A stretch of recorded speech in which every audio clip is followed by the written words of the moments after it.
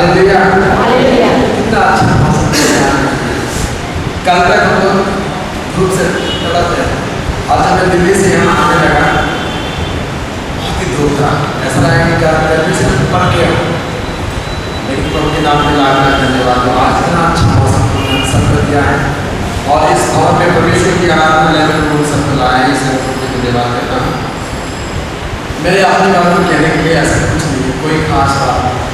मैं आपके सेवक हूँ और परमेश्वर की सेवक हूँ। परमेश्वर की सेवा करते हुए परमेश्वर के लोगों के बीच में करता हूँ। और 1994 से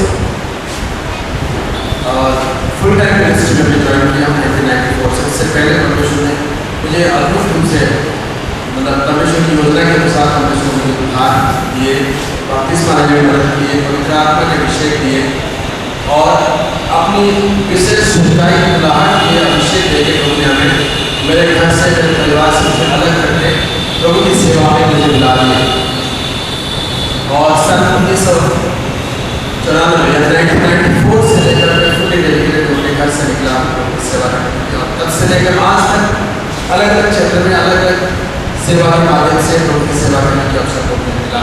प्रभु ने मुझे दिया, इसमें प्रभु का धन्यवाद करता हूँ। और मुझे बहुत खुशी होती है जब मैं परमेश्वर के वचन को पढ़ता हूँ और परमेश्वर के वचन के बारे में चर्चा करता हूँ, बहुत ही अच्छा लगता है।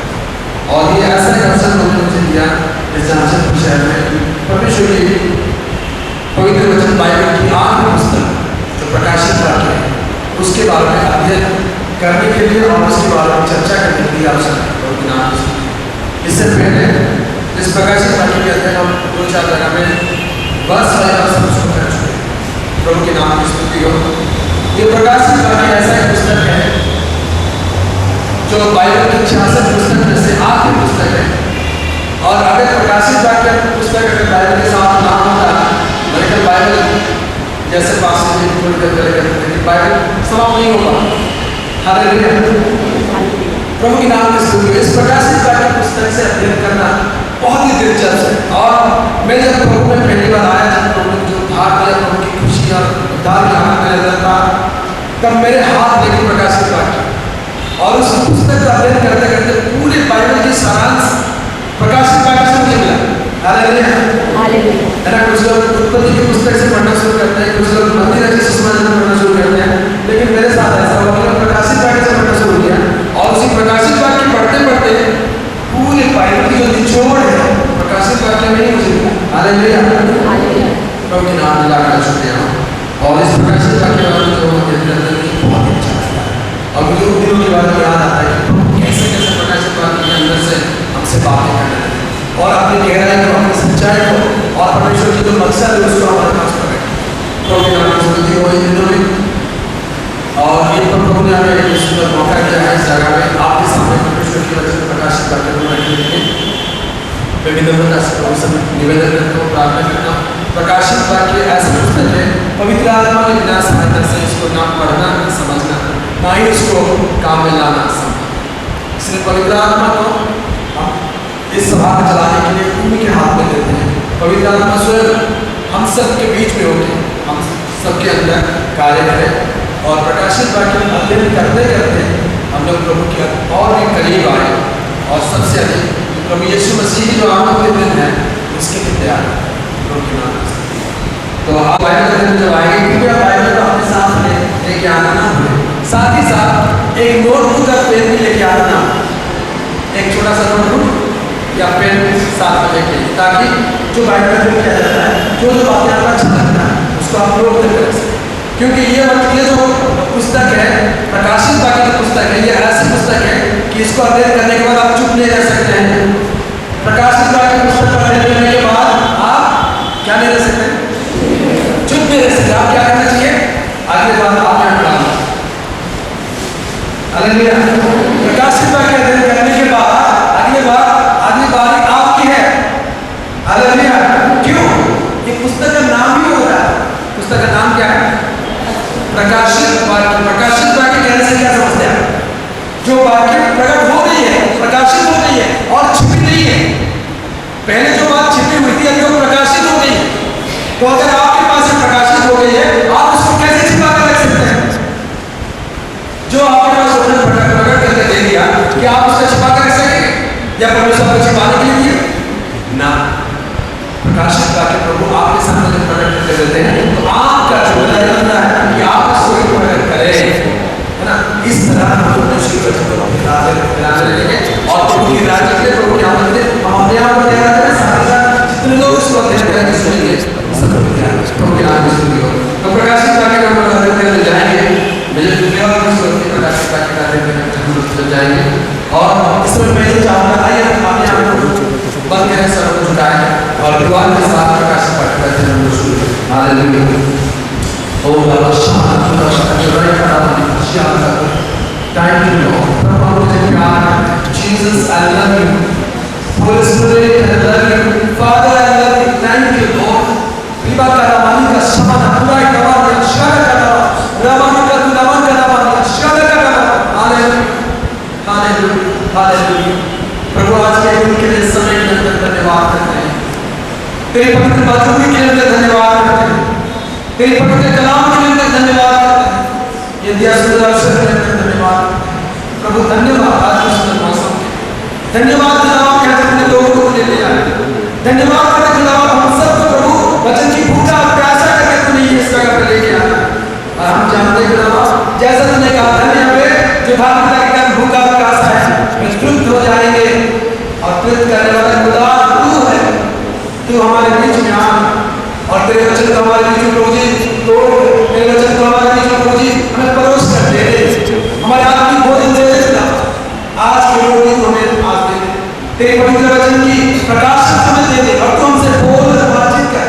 तेरे इस वचन को प्रभु प्रकाशित करके भविष्यवाणी पुस्तक है, इसे आज हम अध्ययन करना शुरू कर रहे हैं। और जैसे तुमने कहा धन्य है जो इस पुस्तक की भविष्यवाणी को पढ़ते हैं, धन्य है जो इसको सुनते हैं, धन्य है जो इसको मानते हैं, क्योंकि तेरे आनंद को बहुत नजदीक है प्रभु। इसलिए हम प्रार्थना करते हैं तेरी उस आशीष हम सब के ऊपर, तेरी आत्मा हम सबको एक एक को छूने दे, हमारे अंदर को खोल दे, बुद्धि की द्वार को खोल दे, ज्ञान और प्रकाश की आत्मा से भर दे, हम सबको प्रभु जागरूक कर दे, हम सबको तेरे आनंद का ध्यान कर दे और हम सबको तेरे सेना के रूप में तू इस्तेमाल कर देता। अगर तेरे आनंद दे देगा तो हम सबको भी प्रभु तेरे सेवा में इस्तेमाल कर पूरे कम्युनिकेशन में अपने आप को अध्ययन को शुरू से लेकर अंत तक प्रभु तेरे हाथ में समर्पित करना। तूने जैसा कहा मैं अल्फा और ओमेगा, मैं आदि और अंत हूं, तेरे तुझे कहा खुदा आज प्रकाशित वाक्य का अध्ययन का आदि और अंत अल्फा और ओमेगा तू ही बन। आज अपने नाम तुझे देते हैं, सारे नाम को मैंने सुन लिया खुदा, धन्यवाद करते हैं। प्रार्थना प्रभु यीशु के नाम से मांगते हैं, आमीन आमीन। हालेलुया एक बार तुम से कहेंगे हालेलुया हालेलुया। प्रभु के नाम की लाख अच्छी आप लोग इस जगह में परमेश्वर के वचन का अध्ययन करने के लिए आए, इससे प्रभु का धन्यवाद करना। आज जिस अध्ययन को हम करने जा रहे हैं उस पुस्तक का नाम है book of revelation. Book of revelation हम लोग टाइटल से शुरू प्रकाशित वाक्य। चलिए अपने अपने खोलेंगे हम लोग प्रकाशित वाक्य और कृपया करो मुझे पढ़ने सुनाए उस पुस्तक के ऊपर बड़ा अक्षर में लिखा गया है, उसके बाद में कृपया करो मुझे सुनाए क्या लिखा है। हालेलुया मुझे ऐसी मेहनत है जल्दी से बात पढ़े और आप सबको मदद करें। क्या लिखा गया है? यूहन्ना का प्रकाशित वाक्य, यूहन्ना का प्रकाशित वाक्य। ये किसका है? ये किसका प्रकाशित वाक्य है? यूहन्ना का प्रकाशित वाक्य। आज जो पुस्तक हम अध्ययन करने जा रहे हैं ये किसकी प्रकाशित वाक्य में लिखा गया है? यूहन्ना का प्रकाशित वाक्य में लिखा है। ये यूहन्ना को दिया गया प्रकाशित वाक्य। और वचन में आगे बढ़ेंगे, पहला अध्याय का पहला वचन पे आप लोग अभी शुरू करने जा रहे हैं। पहला अध्याय का पहला वचन पढ़िए। यीशु मसीह का प्रकाशित वाक्य। एक अभी ऊपर क्या लिखा गया है? यीशु मसीह का प्रकाश।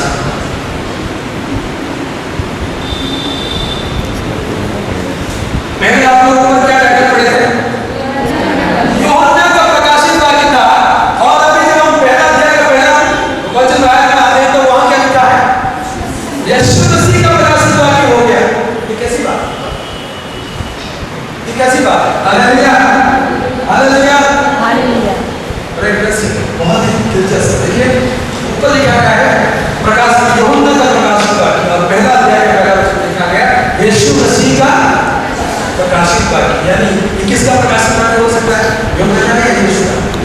यीशु का हाँ?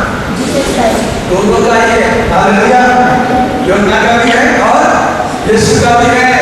और आगे बढ़िए। जो उसे परमेश्वर ने जो यानी क्या है, ये जो प्रकाशित वाक्य यीशु मसीह का है, आगे लिखा जो उसे परमेश्वर ने इसलिए दिया कि अपने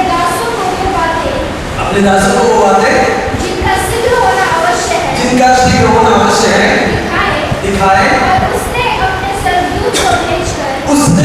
स्वर्गदूत को भेजकर उसके द्वारा अपने दास यूहन्ना को बताया। अपने दास यूहन्ना को बताया। अब देखिए ये बहुत दिलचस्प। सबसे पहला ये प्रकाशित वाक्य किसका है? यूहन्ना का। पहला अध्याय का पहला वचन क्या है? प्रकाशित वाक्य किसका है? तो यीशु मसीह का है। आगे लिखा जो परमेश्वर ने उनको दिया, किसको दिया? यीशु को दिया। यानी ये प्रकाशित वाक्य उससे पहले किसके पास था? परमेश्वर के पास था। परमेश्वर ने यीशु मसीह के हाथ में दिया और यीशु मसीह ने क्या किया? लिखा है कि स्वर्गदूत के जरिए स्वर्गदूत के हाथ में देकर, और ये प्रकाशित वाक्य अभी आपके किसके हाथ में पहुंचे? यूहन्ना के हाथ में पहुंचे। हालेलुया। यानी अगर इसको अगर साधारण रूप से सिंपल रूप से समझना चाहेंगे तो बुक ऑफ रेवलेशन क्या होता है? सबसे पहला कि ये परमेश्वर का प्रकाशित वाक्य है, गॉड। उसके बाद जीसस, है ना? उसके बाद एंजल के थ्रू जॉन, है ना? और जॉन के बाद चौथा वचन पढ़िए क्या लिखा है? जब यूहन्ना पे प्रकाशित वाक्य मिल गया तो यूहन्ना ने क्या किया? यूहन्ना की ओर से आसिया की 7 कलीसियाओं के नाम। हालेलुया। यूहन्ना की ओर से आसिया की 7 कलीसियाओं के नाम। प्रकाशित वाक्य अभी यूहन्ना तक ही सीमित ना रहा। यूहन्ना तक प्रकाशित वाक्य मिल गया तो यूहन्ना क्या किया? आसिया में जो 7 कलीसिया थे उनके नाम ये प्रकाशित वाक्य में भेज दिया। यूहन्ना आसिया स्थित 7 कलीसियाओं के नाम ये प्रकाशित वाक्य भेज दिया। यूहन्ना के बाद ये आगे चर्च, है ना? 7 कलीसियाओं के पास ये प्रकाशित वाक्य आ गया। ठीक है। अब ये 7 कलीसिया के पास आते आज के दिन में किसके पास आया हुआ है? हालेलुया। किसके पास आया हुआ है? आपके पास आया हुआ है, हमारे पास आया हुआ है। एक बार जोर से हालेलुया कहेंगे। तो कल से हम ये प्रकाशित वाक्य के पीछे आप अपना नाम लिख लीजिए। यूहन्ना का प्रकाशित वाक्य की जगह ये मैं लिखूंगा रेवरेंड जीतू लिमा का प्रकाशित वाक्य, रेवरेंड किशोर का प्रकाशित वाक्य। और आप लोग अपना नाम लिखिए। एक बार अपना नाम लेकर आप पढ़ के बताइए। ब्रदर जी आपका नाम क्या बताइए? जी J Matthew. Book of revelation of saint J Matthew. Hallelujah. यही प्रभु चाहता है। ये प्रकाशित वाक्य प्रभु इसलिए चाहता है कि ये परमेश्वर के पास था। प्रकाशित वाक्य जो चीज है, जो भविष्यवाणी था, ये परमेश्वर पिता के पास था। पिता ने क्या किया? अपने पुत्र प्रभु यीशु के हाथ में दे दिया। कहा गया उसको प्रकट कर। प्रभु यीशु ने क्या कहा? ठीक है, पिता की प्रकाशित वाक्य को स्वर्गदूत को बुला के कहा, स्वर्गदूत में डराओ, ये प्रकाशित वाक्य लो, मेरा दास यूहन्ना को प्रकट किया। प्रकाशित वाक्य जो है यूहन्ना के पास आकर प्रकट किया। और यूहन्ना ने क्या किया? यूहन्ना को क्या कहा गया? ये जो बातें देख रहा है ये 7 उन कलीसियाओं के नाम लिख दे। एशिया माइनर में 7 कलीसियाओं के नाम लिख दे। और 7 कलीसिया जो है अभी हम सबके हाथों में प्रकाशित वाक्य पहुंच गया। तो परमेश्वर को क्या करना चाहता है? हमारे हाथ से प्रकाशित वाक्य और सारे को देना। प्रभु के नाम में स्तुति हो। हालेलुया। ये प्रकाशित वाक्य पृष्ठभूमि के बारे में आपको थोड़ा सा बताना चाहूंगा। प्रकाशित वाक्य जो लिखा गया, तो परमेश्वर का प्रकाशित वाक्य, प्रभु यीशु मसीह का प्रकाशित वाक्य और स्वर्गदूत के जरिए संत यूहन्ना के पास आया, उसके पृष्ठभूमि के बारे में आपके सामने कुछ कहना चाहूंगा। और मैं समझता हूँ आप में से कुछ लोग उसके बैकग्राउंड के बारे में थोड़ा बहुत अवगत जानते हैं। कैसा है? ये जो पुस्तक है संत यूहन्ना, प्रभु यीशु मसीह का जो प्रिय चेला थे संत यूहन्ना जो थे, वो 96 AD में 96 ईस्वी में 96 AD में ये प्रकाशित वाक्य लिखे। 96 AD में प्रकाशित वाक्य उनको लिखने के लिए परमेश्वर ने उनको अवसर दिया। यह ऐसा एक समय था, 96 AD ऐसा एक समय था कि उस समय में ईसाइयों के ऊपर, मसीह लोगों के ऊपर बहुत ही क्लेश और बहुत ही ताड़ना होता था। आज का तारीख क्या है? आज हम कौन से साल में हैं? 2007 साल में। यानी अगर पीछे चले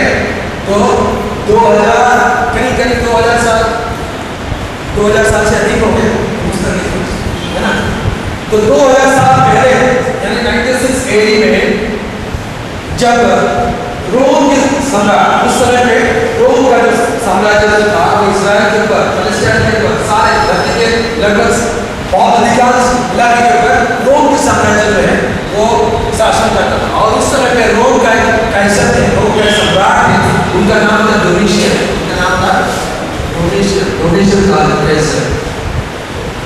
ये डोमिशियन सीजर जो थे, कैसर जो थे, इसके जमाने में ये कलीसिया को बहुत ही ताड़ना करते थे, बहुत ही सताए थे। डोमिशियन कैसर कलीसिया को बहुत सताया। और उस समय पे सबसे बुजुर्ग प्रभु यीशु मसीह का चेहरा, सबसे बुजुर्ग चेहरा जो थे वो थे संत यूहन्ना। संत यूहन्ना के बारे में बहुत ही दिलचस्प कहानी है। बाइबल में पढ़ते हैं कि यूहन्ना के आगे ध्यान में पढ़े तो वहाँ ऐसा होता है कि यीशु मसीह एक बार अपने चेलों के साथ बातें करते करते पतरस के साथ बातें कर रहा है। पतरस को कहता है कि जब तू जवान था तो आपने मर्जी के अनुसार जिधर उधर चला जाता था, लेकिन ऐसा समय आ रहा है कि कोई और कसेगा और हाथ पकड़ के जहां तू जाना नहीं जाएगा वहां तुझे ले जाएगा। और वचन लिखा है यूहन्ना के सुसमाचार की संख्या में लिखा है, उसमें लिखा है कि ये है प्रभु यीशु मसीह ने पतरस की अंतिम दिनों के बारे में उनको भविष्यवाणी कर दी। यानी पतरस की अंतिम दिन किस प्रकार होगा प्रभु यीशु मसीह ने उसके बारे में भविष्यवाणी कर दिया कि ऐसा समय आएगा पतरस तो बुढ़ा हो जाएगा, जहां तेरा मंजिल होगा वो तुझे दिया है। पतरस को पता चल गया मेरे भविष्य के बारे में बता दी। हालेलुया। कितने लोग अपने भविष्य जानना चाहते हैं? कितने लोग अपने भविष्य जानना चाहते हैं? हालेलुया। Praise the Lord. एक भाई बैठे हैं, आप भविष्य जानना चाहते हैं। क्या करते हैं भविष्य जानने के लिए? राशिफल पढ़ते हैं, राशिफल पढ़ते हैं, टीवी में बताते हैं ऐसे आपकी राशि, आपके सितारा कैसे चमकेगा। आज के दिन में बाहर मत जाओ, एक्सीडेंट हो जाएगा, ये मत खाओ, ये बिजनेस मत करो, इतना पैसा मत डालो। सब कोई आपके यहाँ भविष्य के बारे में जानने के लिए उत्सुक है। ऐसा कौन है यहाँ जो अपने भविष्य के बारे में जानना नहीं चाहेगा, है ना? अगर किसी कोई बता दो, बुला के आ जाएगा, सुनो मैं बता रहा हूँ 2 दिन के बाद तुम्हारी जिंदगी ये होने जा रहा है, तो आपको कैसा लगेगा? आपकी मन में बैठ जाएगा 2 दिन के बाद मेरे साथ ये बीतने वाला है, उन्होंने कह दिया है, हाँ सब कुछ ऐसा होने वाला है और ये जो कहते हैं वो होता है, तो आपके मन में अजीब सी एक फीलिंग हो जाती है। तो पतरस के मन में भी ऐसा फीलिंग हो गया। तो यीशु ने कह दिया कि देख तेरा अंतिम दिन इस प्रकार की होने वाली है। मेरा अंतिम दिन इस प्रकार की होगी। तो वो मुड़ के गया पीछे, तो यूहन्ना जो है यीशु मसीह का चेहरा पीछे से आ रहा था। पतरस ने यीशु से पूछा, आप बताइए, आप तो मेरे बारे में बता दिए, अरे इनके बारे में बताइए, यूहन्ना के बारे में। तो उन्होंने क्या कहा, अगर मैं चाहूं कि वो मेरे आमद तक जिंदा रहे तो उसमें तेरा क्या है? उसमें तेरा क्या है? तो अपना नाम। पतरस ने क्या समझा? हाँ, उन्होंने कह दिया कि यूहन्ना जो नहीं मरेगा, यीशु मसीह के आमद तक ऐसे जिंदा रहेगा। यूहन्ना नहीं मरेगा, यीशु मसीह के आमद तक वैसे जिंदा रहेगा। ये बात जो है लोगों के बीच में फैल गई। और यीशु मसीह का जो 12 चेले थे, 12 चेलों में से एक चेला यीशु मसीह को पकड़ पाया। तो चेला का नाम क्या था? जुदा इस्करियोत, है ना? और जब जुदा इस्करियोत यीशु मसीह को पकड़वाने के बाद जाके खुदकुशी करके मर गया और 12 चेलों से एक चेला कम पड़ गया। उसकी जगह में और एक चेला को दुआ करके प्रार्थना करके लॉटरी उठा के एक को लाके उसकी जगह उनकी पदवी में रखा गया। वो चेला का क्या नाम था? मत्तियास, है ना? प्रभु के नाम में सुन 12 चेले हो गए। और इतिहास बताता है 12 चेलों में से 11 चेलों की जो मौत है, 11 चेलों की मौत है, ये परसिक्यूशन में हो, यानी जो क्या कहते हैं उसको ताड़ना संतापना में हो। ये सब यीशु पतरस की अंत कैसा हुआ? पतरस कैसा हुआ? रोम के शहर में पतरस को क्या किया? उल्टा क्रूस कर दिया, उल्टा क्रूस कर दिया। क्यों? वावाडिस का ये कहानी है। वावाडिस का मतलब होता है कि कहाँ जा रहे हैं, वेयर आर यू गोइंग। वावाडिस आपने देखा बाटा चंद के ब्रांड में वावाडिस में वो लैटिन में वावाडिस का मतलब आप कहाँ जा रहे हो, वेयर आर यू गोइंग। पतरस बुजुर्ग हो गया, रोम के शहर में था, रोम के चेले लोग पतरस को बहुत प्यार करते थे। और जब रोम के शहर में बहुत बड़ा ताड़ना होने लगा तो ये चेले लोग कहने लगे पतरस को कि जी आप यहाँ मत रहिए, आप यहाँ रहने के लोग आपको मार डालेंगे, इसलिए आप एक काम करिए,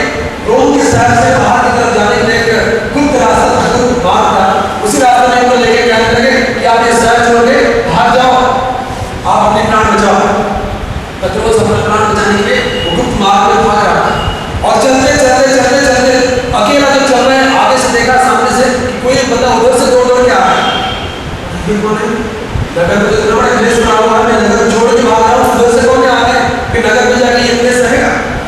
तब ऐसा हुआ, जब नजदीक में आया वो बंदा, तो वो कौन थे? प्रभु यीशु मसीह।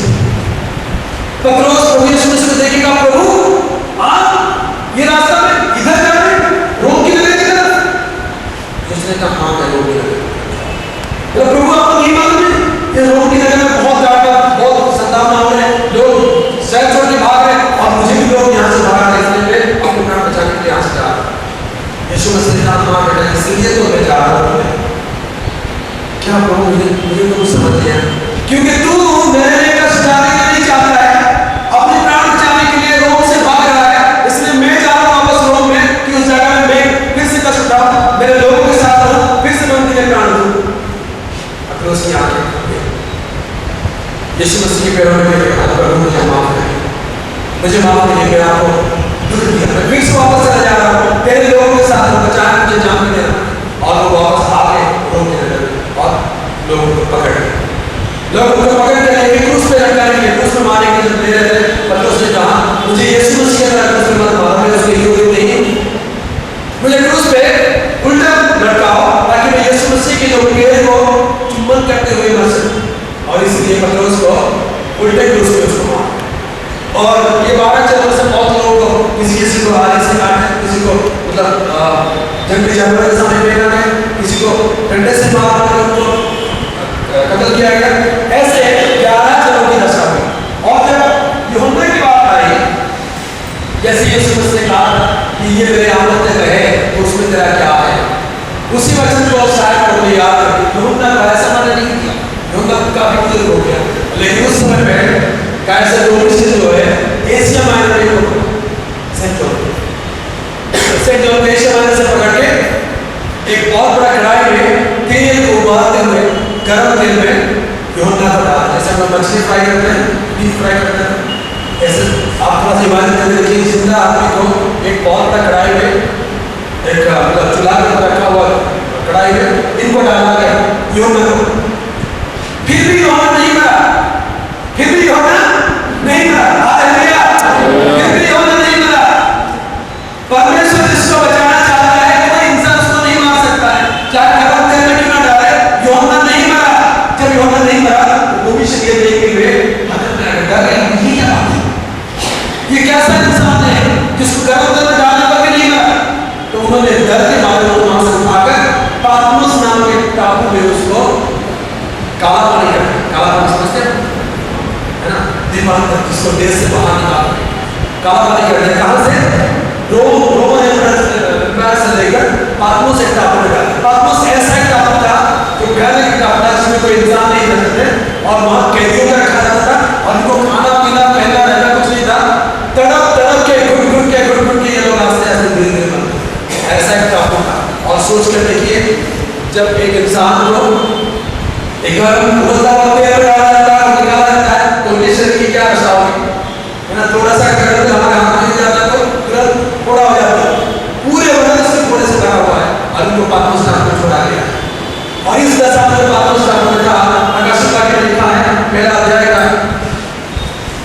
प्रकाशित वाक्य में पढ़े कि वहां जब पातमोस नाम में था प्रभु के दिन में आत्मा में हो गए 10 वचन का 9 वचन लिखा है, कृपया पढ़िए प्रकाशित वाक्य पहला अध्याय 9 वचन। मैं यूहन्ना तुम्हारा भाई और यीशु के तेज और राज्य और धीरज में तुम्हारा सहभागी हूँ, परमेश्वर के वचन और यीशु की गवाही के कारण पतरस नामक टापू में था। हालेलुया।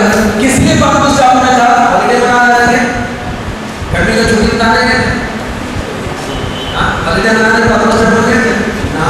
यहाँ क्या लिखा है? क्लेश के कारण उनको क्लेश दिया जाता था पतरस टापू में, एक अकेला इंसान और बुजुर्ग इंसान, ऐसा नहीं जवान हटा हटा, ऐसा नहीं, बुजुर्ग पूरे बदन जो है गांव से भरा हुआ पतरस टापू में क्लेश में, तकलीफ में, परेशानी में पतरस टापू में पड़ा हुआ है। ऐसे समय पर लिखा है 10 वचन में कि मैं प्रभु के दिन में आत्मा में हो गया। 10 वचन की पढ़िए, मैं प्रभु के दिन आत्मा में आ गया, मैं प्रभु के दिन आत्मा में आ गया, और अपने पीछे तुरही का सा बड़ा शब्द दिया, अपने पीछे तुरही का सा बड़ा सा शब्द मुझे सुनाई सकता है। कौन सा दिन है? प्रभु का दिन। कौन सा दिन है? प्रभु का दिन। कौन सा दिन प्रभु का दिन कहते हैं? सब इतवार को प्रभु का दिन कहते हैं, विश्रामवार को नहीं। शनिवार होता है विश्राम का दिन, लेकिन इतवार जो होता है उसको हमारी थोड़ी सी तकलीफ उठाना, कष्ट उठाना बहुतों के लिए आशीष का कारण बनती है। हालेलुया। हम लोग प्रभु के लिए, प्रभु की आत्मा के लिए थोड़ा सा मेहनत करते हैं, तकलीफ उठाते हैं, हम अपने ऊपर लेते हैं जो चीज, उसमें क्या होता है? प्रभु की महिमा होता है, प्रभु हमारे ऊपर प्रसन्न होता है, प्रभु हमसे बातें करता है, और उसके साथ ही साथ हम लोग बहुतों के लिए एक आशीष का कारण बन सकते हैं। हालेलुया। प्रभु के नाम में ये है प्रकाशित वाक्य का डायग्राम। इस रूप से, इस पृष्ठभूमि से प्रकाशित वाक्य जो है लिखा गया, और आज हम लोग यहाँ पे ऐसा हुआ प्रकाशित वाक्य की दर्शन हमको पात्रोस को मिली, और पात्रोस को मिलने के बाद में दो मिशन जो थे उनकी मन में लोगों ने काम किया। ये जो सम्राट थे उनकी मन में लोगों ने काम किया। फिर से यूहन्ना को पात्मोस टापू से बुलवाया, कहने लगा तू बहुत बड़ा संत है, तुझे ऐसा करना नहीं चाहिए। वहां बुलवाया और कहने लगा कि कहां जाना चाहते हैं? एशिया में जाओ। हालेलुया। एशिया में जाके पूर्णायु कहते हैं जिसको, मतलब आयु को पूर्ण करके बुजुर्ग होके ये सारे पुस्तक लिखने के बाद उनके देहांत हुआ। And is the only person who are natural. सारे चेलों में से केवल संत होना ही एक शख्स थे जिनकी एक स्वाभाविक मृत्यु हुई। बुजुर्ग हुए, उनकी आयु को पूरा किया, उसके बाद उन्होंने सो गए। हालेलुया। जैसे प्रभु यीशु ने कहा था दोस्तों, अगर मैं चाहूं कि ये मेरे आमद तक रहे तो उसमें तेरा क्या है? उसी वचन के अनुसार प्रभु यीशु मसीह, हाँ ये तो है, उनकी आमद तक तो वो नहीं रह पाए, लेकिन वो जीते जी जब तक वो जीवित थे तब तक प्रभु की आमद को अपनी आंखों से देख लिए। हालेलुया। दर्शन में देख लिए, उसी को प्रकाशित वाक्य में लिख कर चले गए। हालेलुया। उसी को दर्शन में सारी चीजें देखने लगे, क्या क्या होगा, कैसे प्रभु की आमद होगा, उसके बाद क्या होगा, उसके बाद क्या होगा, और अंतिम क्या अनंत काल कैसा होगा, सारे लोगों को उसको दर्शन में दिखाया। उसके बाद वो प्रभु में सो गए। हालेलुया। और इस रूप से प्रकाशित वाक्य आज हमारे हाथ में। हालेलुया। हम लोग कितने मतलब क्या कहते हैं, कितने भाग्यवान हैं, हमें कोई तकलीफ उठाना नहीं पड़ता है, कोई गर्भ के तेल में गिरना नहीं पड़ता है, कोई पापों से में जाना नहीं पड़ता है, कोई दुख उठाना नहीं पड़ता है। लेकिन आज हम लोग यहाँ पर परमेश्वर की वचन बाइबल हाथ में, जिसको आज हम अध्ययन कर सकते हैं, आराम से बैठ के, और परमेश्वर की वचन की गहराई को समझ सकते हैं, और साथ ही साथ हम अपने आप को तैयार कर सकते हैं प्रभु के आने के लिए। प्रभु के नाम में स्तुति हो। हालेलुया। प्रकाशित वाक्य पहला अध्याय हम लोग अध्ययन शुरू कर रहे हैं। पहला अध्याय का पहला वचन हम लोग पढ़ चुके हैं। ये प्रकाशित वाक्य जो नाम है, ये प्रकाशित वाक्य का नाम जो है ये कैसा है? ये पहला यूहन्ना का प्रकाशित वाक्य करके कहा गया, उसके बाद यीशु मसीह का प्रकाशित वाक्य करके कहा गया। वो पिता परमेश्वर का प्रकाशित वाक्य था, तो यीशु मसीह के हाथ में आया, और यीशु मसीह ने स्वर्गदूत के जरिए यूहन्ना के हाथ में दिया। यूहन्ना ने उसको लिखकर 7 कलीसिया के नाम भेज दिया, और ये 7 कलीसिया से लेकर आज तक बेली चर्च और जमशेदपुर की चर्च आज तक मेरे तक ये प्रकाशित का क्लास पहुंच चुका है। हालेलुया। प्रभु के नाम में स्तुति हो। दूसरा वचन पढ़ेंगे, प्रकाशित का पहला अध्याय का दूसरा वचन पढ़ेंगे। वहां क्या लिखा है?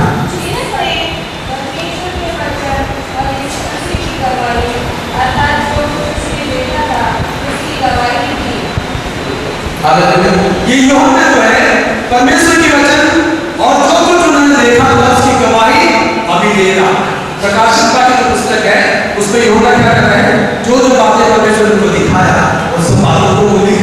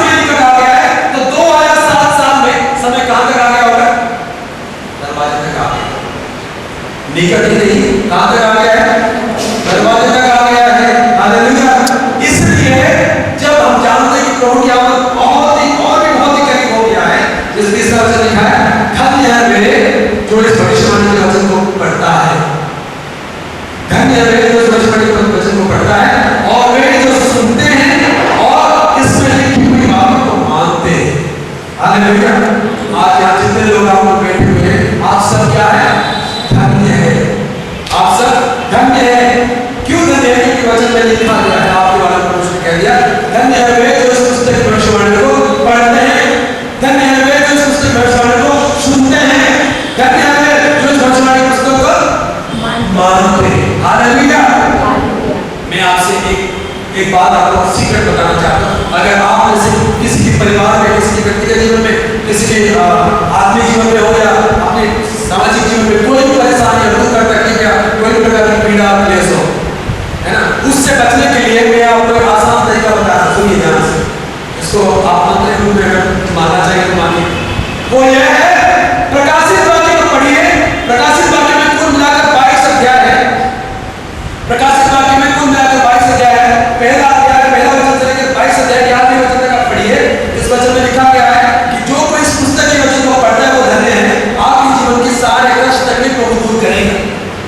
मैंने अपनी जिंदगी में इसको पढ़ कर देखा है। जब जब मुझे तकलीफ हुआ, क्लेश हुआ, संकट हुआ, मुझे लगता है कि मुझे ब्रेक थ्रू नहीं मिल पा रहा है, मुझे ब्लेसिंग नहीं आ पा रहा है, कहीं रुका हुआ रखा हुआ है, तो मैं क्या करता हूँ, परमेश्वर के वचन लिखा है, क्या करूँ, पढ़ना प्रकाशित वाक्य बैठ के पढ़ते शुरू से, चाहे समझे ना समझे, समय होना पढ़ लीजिए।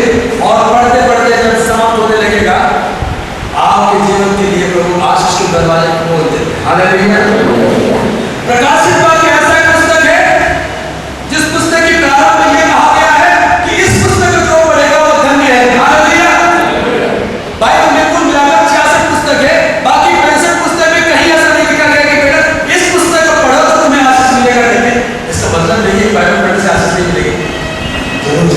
सारे बाइबल पढ़ने वालों को आशीष मिलती है, चाहे वो उत्पत्ति की पुस्तक हो या प्रकाशित वाक्य की पुस्तक हो। आशीष जरूर है मनुष्य के वचन पढ़ने में, लेकिन फिर भी कुछ तो खासियत है प्रकाशित वाक्य में, क्योंकि इस प्रकाशित वाक्य के शुरू में परमेश्वर ने एक वायदा करके छोड़ दिया कि जो कोई किसी भविष्यवाणी की पुस्तक को पढ़ेगा वो धन्य है। क्यों? उसके पीछे एक रीजन है। क्यों? क्योंकि समय निकट।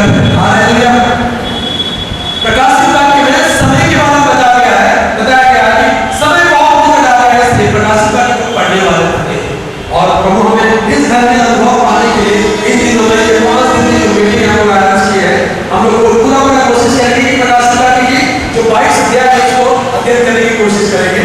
लेकिन मुझे नहीं लगता है कि 22 अध्याय एक साथ हम पढ़ पाएंगे। फिर भी हम कोशिश करेंगे जहाँ तक हो सके प्रकाशित वाक्य को शुरू से लेकर अंत तक बस पढ़ने की कोशिश करेंगे। और इसे पढ़ने से एक बहुत बड़ी आशीष है। प्रकाशित वाक्य पहला अध्याय के तीसरा वचन में एक प्रॉमिस दिया गया है प्रकाशित वाक्य के बारे में, जो मैं पढ़ेगा उसे ब्लेसिंग मिलेगा। और प्रकाशित वाक्य की 22 अध्याय है, उसका 18 वचन और 19 वचन में एक वार्निंग दिया गया है, वार्निंग चेतावनी दिया गया है। प्रकाशित वाक्य की 22 अध्याय का 18 और 19 वचन कृपया पढ़िए। मैं हर एक भविष्यवाणी की बातें सुनता है, गवाही देता हूँ कि यदि कोई मनुष्य इन बातों में कुछ बढ़ाए तो परमेश्वर उन विपत्तियों को जो इस पुस्तक में लिखी है उस पर बढ़ाएगा। और यदि कोई उस भविष्यवाणी के पुस्तक की बातों में से कुछ निकाल डाले तो परमेश्वर उस जीवन के पेड़ और पवित्र नगर में से जिसकी चर्चा इस पुस्तक में है उसका भाग निकाल देगा। हालेलुया।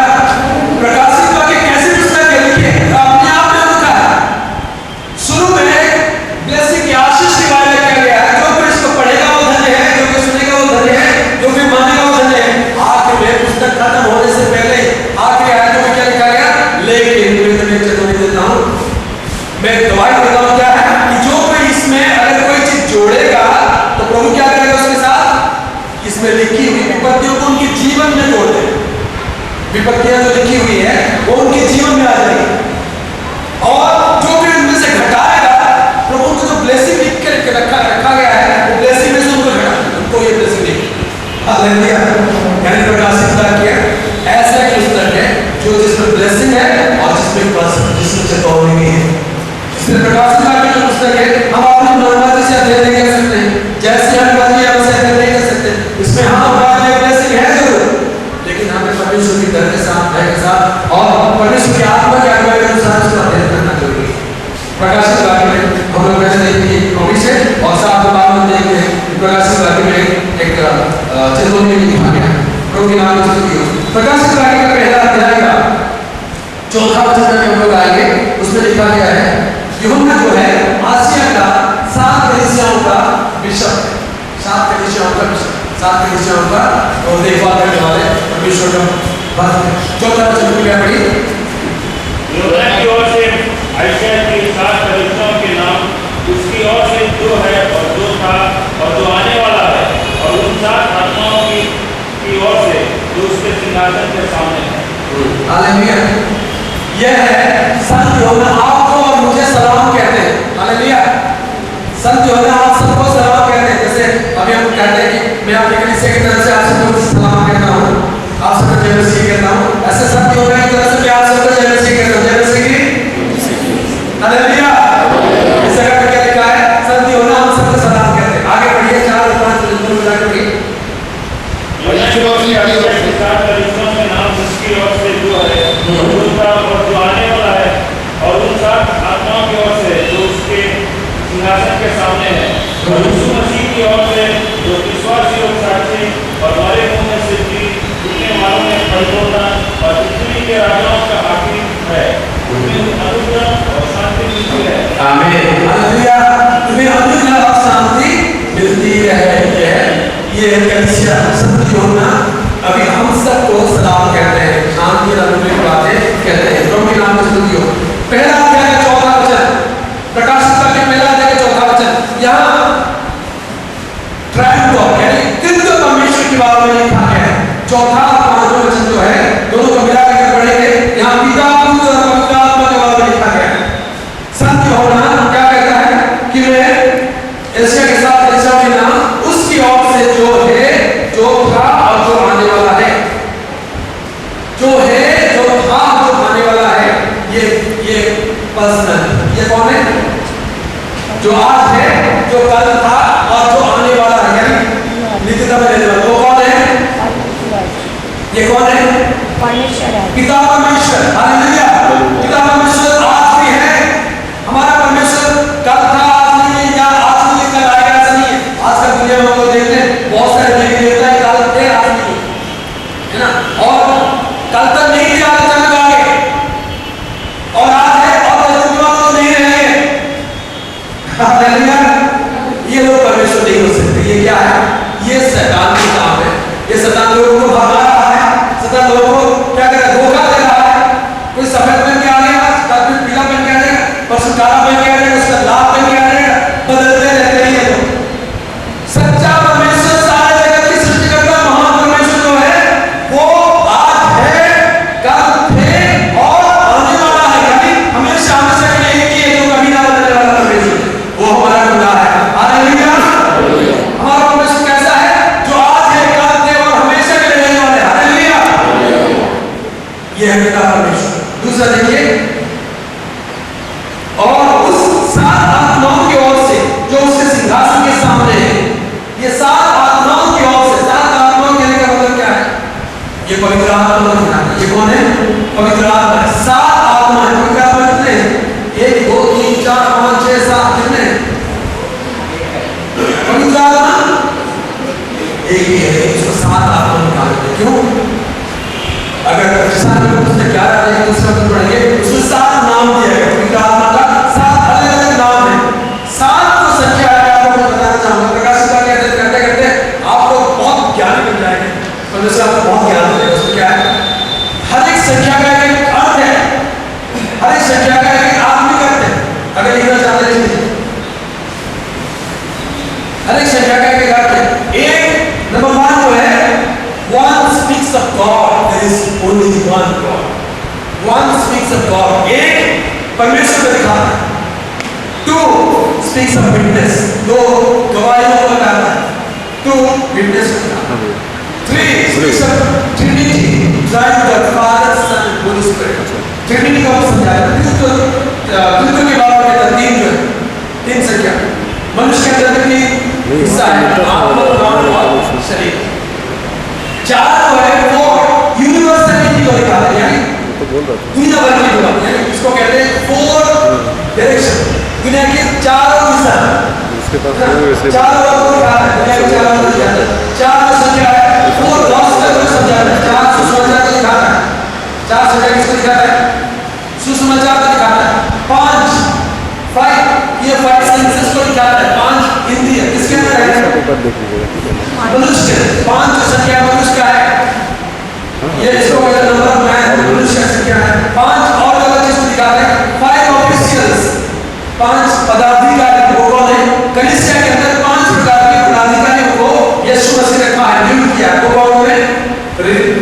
कुछ लोगों को प्रेरित, कुछ लोगों को भविष्यवक्ता, कुछ लोगों को सुसमाचार सुनाने वाले, कुछ लोगों को रखवाले और कुछ लोगों को सिखाने वाले।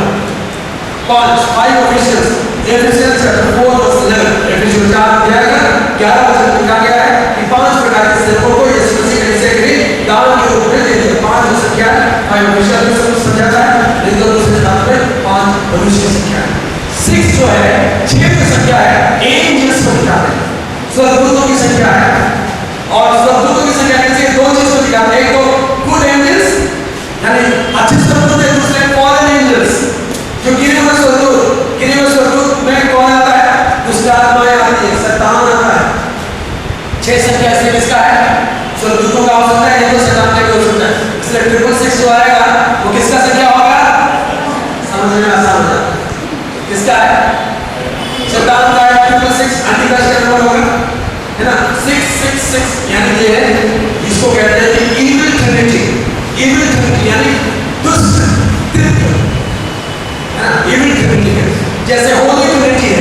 होली ट्रिनिटी कौन है? पिता, पुत्र, पवित्र आत्मा, इसको कहते हैं पवित्र त्रित्व, होली ट्रिनिटी। ऐसे उसका काउंटरफिट कौन है? शैतान का भी त्रित्व है। शैतान में भी 3 अलग-अलग है। वो कौन है? सारे झूठ बोलने वालों के पिता। जैसे पिता परमेश्वर है, वैसे शैतान के राज्य में एक पिता है, वो कौन है? शैतान है, इब्लीस है, शैतान। वो सारे झूठ बोलने वालों के पिता है। जैसे प्रभु यीशु मसीह है, पुत्र परमेश्वर प्रभु यीशु मसीह है, वैसे शैतान के राज्य में कौन है? मसीह विरोधी। मसीह का खिलाफ, मसीह का उल्टा कौन है? मसीह विरोधी। जैसे त्रित्व में देखते हैं पवित्र आत्मा, वैसे शैतान के राज्य में कौन है? उसको कहते हैं फॉल्स प्रॉफिट यानी झूठा भविष्यवक्ता। शैतान, मसीह विरोधी और झूठा भविष्यवक्ता, 3 मिलाकर इविल ट्रिनिटी बनते हैं। वैसे फादर, सन, होली स्पिरिट होली ट्रिनिटी बनते हैं। उनके नाम सुनती हो कहां तक है? 6। 7 संख्या जो है ये परफेक्शन की दिखाता है, पूर्णता की दिखाता है। परमेश्वर के साथ में सारे सृष्टि के कार्य को पूर्ण किया, समाप्त किया, पूर्णता की दिखाता है। 7 स्पीक्स ऑफ परफेक्शन, है ना? परफेक्शन है। 7 संख्या जो है पूर्णता की दिखाता है। 8 संख्या जो है सेवकाई को दिखाता है, मिनिस्ट्रीज। 8 प्रकार की अलग-अलग सेवाएं हैं। पहला कोरिन्थी 12 अध्याय का 28 वचन लिखा है, अलग-अलग प्रकार की सेवा। पहले उसका भविष्यवक्ता, उसके बाद सिखाने वाले, ऐसे करके आगे का पढ़िए। 8 प्रकार की अलग-अलग सेवा कलीसिया में, 8 मिनिस्ट्रीज। 9 जो है 9 संख्या है, किसका संख्या है? 9 वरदान, 9 gifts of the Holi spirit, पवित्र आत्मा की 9 वरदान, है ना? 9 जो है gifts of the Holi spirit को समझाता है। 10 जो है 10 किसका है? 10 कमांडमेंट्स, 10 आज्ञाओं को समझाता है। तो 1 से लेकर 10 तक नहीं समझा रहे। आगे कहते 12 जो है प्रेरितों का संख्या, यीशु मसीह 12 से बुला, है ना? ऐसे एक-एक संख्या की एक मतलब होती है। तो आप बताइए 7 आत्माएं जो सिंहासन के सामने पाई जाती है उनकी ओर से 7 आत्माएं कहने का मतलब क्या है? The perfect spirit. 7 का मतलब है perfection, holy spirit. The perfect holy spirit is before the throne of God. पिता परमेश्वर के सिंहासन के सामने पवित्र आत्मा पाई जाती है और सिद्ध रूप में पाई जाती है उनकी ओर से। और 30-5 वचन में लिखा है, और यीशु मसीह की ओर से जो विश्वास के साक्षी और मरे हुए से जीव उठने वाला पहलुना और पृथ्वी की राजाओं का हकीम है, तुम्हें अनुग्रह शांति मिलती रहे। हालेलुया। पिता परमेश्वर की ओर से तुम्हें अनुग्रह शांति मिलती रहे। आप क्या कहेंगे? आमीन। आमीन। एक जोर से आमीन। पिता परमेश्वर की ओर से आप सबको अनुग्रह शांति मिलती रहे। आमीन। पवित्र आत्मा परमेश्वर की ओर से आप सबको शांति अनुग्रह मिलती रहे। आमीन। प्रभु यीशु मसीह की ओर से आप सबको शांति अनुग्रह मिलती रहे। आमीन। हालेलुया। 5 वचन में हम लोग आते हैं। 5 वचन में जब प्रभु यीशु मसीह के बारे में लिखा गया है तो क्या लिखा गया है? प्रभु यीशु मसीह उनके क्या कहने के बारे में लिखा है? यीशु मसीह की ओर से जो विश्वास योग्य है। यीशु मसीह कौन है? विश्वास योग्य है। हालेलुया। इंसान विश्वास योग्य नहीं है। पति पत्नी में तो विश्वास योग्य नहीं बनते हो। 7 आत्मा ही राइट, 7 आत्मा। ओके, उसको मैं आपको बता देता हूँ। Isaiah chapter 11 verse 2। जिस आदमी ने उसका 11 अध्याय का दूसरा वचन में उसके 7 आत्माओं का वर्णन किया। ठीक है, तो यीशु मसीह कौन है? विश्वास योग्य है। इस दुनिया में एक विश्वास योग्य इंसान पाना बहुत ही कठिन है। आजकल दुनिया में लोग देखते हैं डाइवर्स जो है, जो क्या कहते हैं उसको, डाइवर्स को कहते हैं तलाक बढ़ते जा रहा है। शादियों के 3 महीने हमारी तलाक हो रहा है ना। अभी हाल में एक न्यूज़ में दिखा था 80 साल की बुजुर्ग 50-60 साल की शादी की जिंदगी गुजरने के बाद पति पत्नी के बीच में झगड़ा हो रहा है, क्योंकि पति खूब पी रहे हैं और पत्नी जो क्या नहीं कर रहे। अभी बुजुर्ग हो गए, 80 साल के हो गए, अभी कहते हैं मुझे तलाक चाहिए। आपने देखा होगा, देखा टीवी पे न्यूज़ में ना 80 साल की उम्र होने के बाद तलाक चाहिए। इसका मतलब क्या है? एक दूसरे के लिए फेथफुल नहीं है। लेकिन हमारे यीशु मसीह फेथफुल, हालेलुया। चाहे दुनिया में कोई फेथफुल हो या ना हो, हमारे प्रभु यीशु मसीह विश्वास योग्य है, हालेलुया। जब हमारे यीशु मसीह विश्वास योग्य है तो हमसे क्या उम्मीद रखता है कि हम भी विश्वास योग्य पाए जाएं, हम भी फेथफुल पाए जाएं। यीशु मसीह जैसा वो विश्वास योग्य है, वो चाहता है कि हम भी उसके रूप में यीशु मसीह में विश्वास योग्य पाए। प्रभु यीशु मसीह का ये जो प्रकाशित वाक्य है, प्रकाशित वाक्य कहने का मतलब क्या है? ये एक प्रकाशन है, एक रेवलेशन है, एक प्रकाशन है। ये यीशु मसीह का प्रकाशन है। यीशु मसीह के बारे में, यीशु मसीह के स्वभाव के बारे में, यीशु मसीह के गुण के बारे में, यीशु मसीह के सामर्थ के बारे में, यीशु मसीह के मर्जी के बारे में एक प्रकाशन होने वाला सामने आज बोले जा रहा है। हम जितना जितना उनको पहचानने लगेंगे, क्या होगा? वैसे ही हम बदलते जाएं। हालेलुया। तो यीशु मसीह विश्वास योग्य है। अगर यीशु मसीह विश्वास योग्य है तो यीशु मसीह के लोग भी क्या होना चाहिए? विश्वास योग्य होना चाहिए। हालेलुया। और यीशु मसीह ऐसा विश्वास योग्य है कि वो आपको कभी नहीं छोड़ेगा, है ना। यीशु मसीह आपको कभी नहीं छोड़ेगा, चाहे दुनिया आपको छोड़ दे, माँ बाप छोड़ देते हैं, पति पत्नी अलग हो जाते हैं, बच्चे छोड़ देते हैं, संसार छोड़ देता है, लेकिन एक ऐसा है जो हमें कभी ना छोड़ेगा। वो कौन है? यीशु मसीह। यीशु मसीह में कभी ना छोड़ेगा। अगर हम उसके ऊपर विश्वास किए हैं तो हम जानते हैं, जैसा पौलुस कहता है, जिस पर मैंने विश्वास किया मैं उनको जानता हूँ, और जो मैंने उनके हाथ में सौंपा हूँ वो आखिरी दिन तक उसे संभालने के लिए विश्वास योग्य है। He is faithful. Jesus Christ is faithful. हम लोग पढ़ते हैं 2 तिमोथी, 2 तिमोथी उसका पहला अध्याय 12 वचन में मैं पढ़ने की मदद करिए। 2 तिमोथी पहला अध्याय का 12 वचन लिखा है, I know whom I have believed.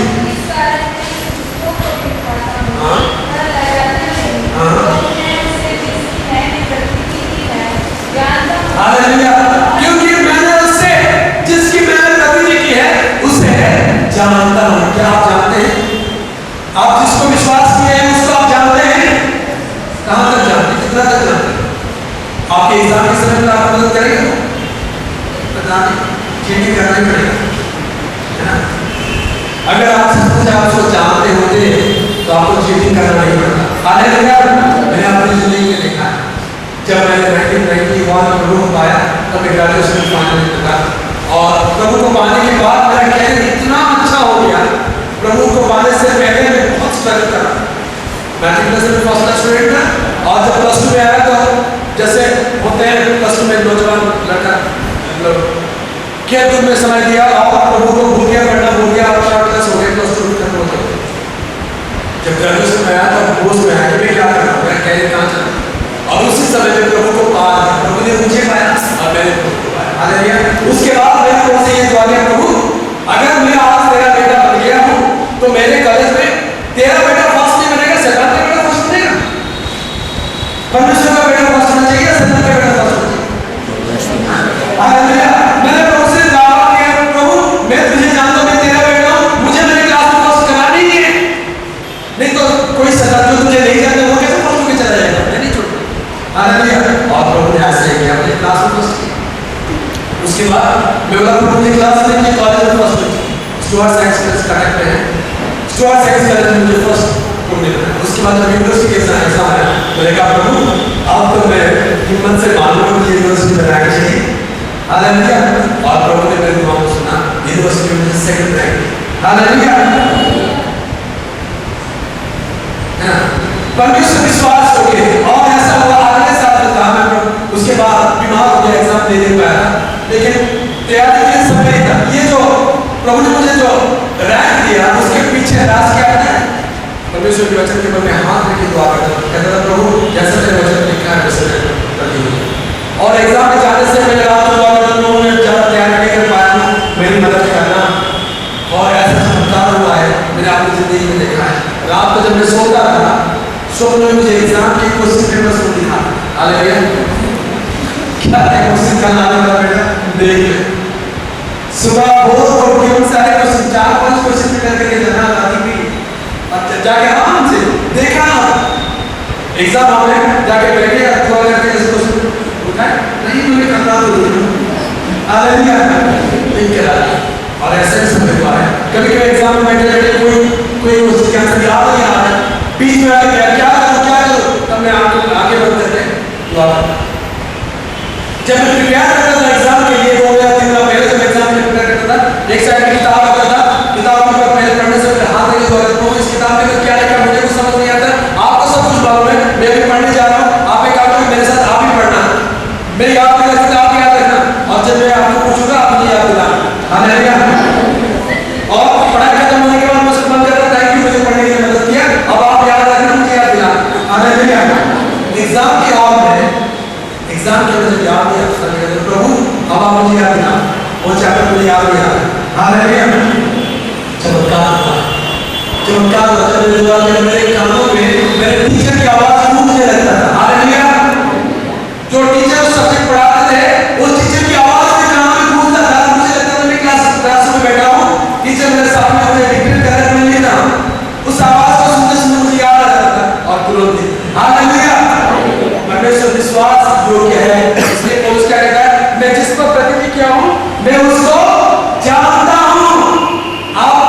आप ही यह चीज कहना चाहिए, जिसको मैं विश्वास किया हूं मैं उसको जानता हूं कि वो विश्वास योग्य है। और आगे क्या लिखा है, जो बात मैंने उसके हाथ में सौंप दिया हूं और मुझे निश्चय है कि मैं हाथी के जीव पर रखवाली कर सकता है। जो पहली बातें मैंने मुझसे सुनी है बस जो बातें मैंने उनके हाथ में दिया, जो उनके दांत की बातें हैं वो उस दिन तक वो रक्षा कर सकता है। हालेलुया। प्रभु यीशु मसीह विश्वास योग्य है। और हम आगे बढ़ते हैं प्रकाश के पहला अध्याय में कि और यीशु मसीह की ओर से जो विश्वास योग्य साक्षी है, खाली विश्वास योग्य नहीं है, विश्वास योग्य क्या है? गवाह है, साक्षी है। यीशु मसीह ऐसा गवाह है जो विश्वास योग्य है, उसके ऊपर विश्वास कर सकता है। अगर वो कहता है कि मैं जो कहता हूँ सच है वो तो सच है। यीशु मसीह किसकी गवाह है? यीशु मसीह किसका गवाह है? पिता परमेश्वर का गवाह। जब वो दुनिया में आए तो उन्होंने क्या कहा, जो मैंने पिता को करते हुए देखा है वो मैं कर रहा हूं, मेरी गवाही झूठ नहीं है। मैं स्वर्ग से आया, स्वर्ग में जो है मैं बता रहा हूं, यानी वो गवाही देने के लिए आए थे। हालेलुया। यीशु मसीह संसार में इसलिए आए थे पिता परमेश्वर का गवाही देने, स्वर्ग की बातों को हमें बताने, हमें स्वर्ग ले जाने की तैयारी करने आए थे। यीशु मसीह विश्वास योग्य गवाह है। आज प्रभु यीशु मसीह क्या चाहता है, हम भी विश्वास योग्य बने और साथ ही साथ क्या बने, गवाह बनो। जो बातें प्रभु ने हमें प्रकट करके दिया है, जो बातें प्रभु हमारे जीवन में किया है, उसके बाद में हम गवाही देने से पीछे ना हटे। यीशु मसीह विश्वास योग्य गवाह है, तो हमें विश्वास योग्य गवाह बनना ही चाहिए। हालेलुया। तो यीशु मसीह जो विश्वास योग्य गवाह है उनकी ओर से हमें शांति की जरूरत है। और आगे क्या लिखा है, साक्षी और मरे हुए से जी उठने वालों में पहलू था। यीशु मसीह हमारे लिए मर गया और मर के फिर से जी उठा। मरे होने से जी उठने में पहलू था। हालेलुया। संसार में कितने लोग आए थे, कितने लोग चले गए, मर कर कोई भी जी नहीं, मरने के बाद कोई भी जी नहीं, मर के अगर कोई जी उठा है तो वो है यीशु मसीह। से पहले कोई मर गए, यीशु से पहले कोई मर गए, जायरस की बेटी इंडिया के समय पे लोग मरीज को कहते हैं ना, क्या होगा अगर जीव दास कहाँ है, लाजरस कहाँ है, क्या होगा, फिर से मर गए।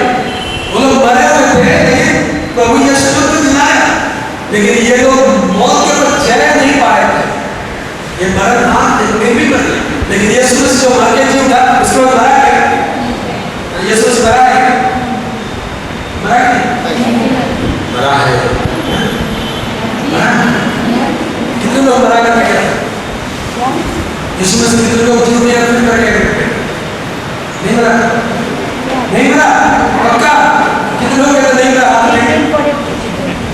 हालेलुया। एक बात याद रखिए, अगर आप कहते हैं कि यीशु मसीह जी उठे और नहीं मरा, तो फिर क्यों फोटो लगा के कैंडल जलाते हैं? कैंडल किसके सामने जलाया जाता है? फोटो के सामने। किसकी फोटो के सामने जलाया जाता है? मरे हुए लोगों के फोटो के सामने कैंडल जलाया जाता है। अगर आप यीशु मसीह जिंदा है तो आप क्यों कैंडल जलाते हैं? हालेलुया। कैंडल जलाना चाहिए, धूप जलाना चाहिए। अगर जलाते इसका मतलब क्या है कि यीशु मसीह जिंदा नहीं है, लेकिन हमारे यीशु जिंदा है। Hallelujah, hallelujah, hallelujah. जिंदा परमेश्वर क्या है? कैंडल जलाने की कोई मतलब नहीं है, इसलिए हम कैंडल नहीं जलाते, इसलिए धूप अगरबत्ती जलाने की कोई जरूरत नहीं है, मूर्ति के सामने माथा करने की कोई जरूरत नहीं है। हालेलुया। यीशु मसीह जिंदा है ना, मरे हुए में से पहलता है। अगर यीशु मसीह मर के जी उठा तो आपको मुझे क्या फायदा हुआ? हम भी नहीं मरेंगे। हालेलुया। हम भी मर के जी उठेंगे। हालेलुया। मर के जी उठेंगे या बिना मर के ऐसा रहेगा? आपको मर के जीना चाहते, मैं मरना ही नहीं चाहता। हालेलुया। यीशु मसीह ने क्या दिया? जो कोई मुझ पर विश्वास करता है, अगर वो मरा भी है तो वो जी उठेगा, और जो जीते जी मुझ पर विश्वास करता है वो कभी नहीं मरेगा। हालेलुया। आप मरेंगे? सच बताइए, सच बताइए, मरेंगे नहीं? नहीं, सच बताइए। हालेलुया। जब आपकी सांस बंद हो जाएगी, जब डॉक्टर कहेगा कि डेथ, तो उसका मतलब क्या आएगा?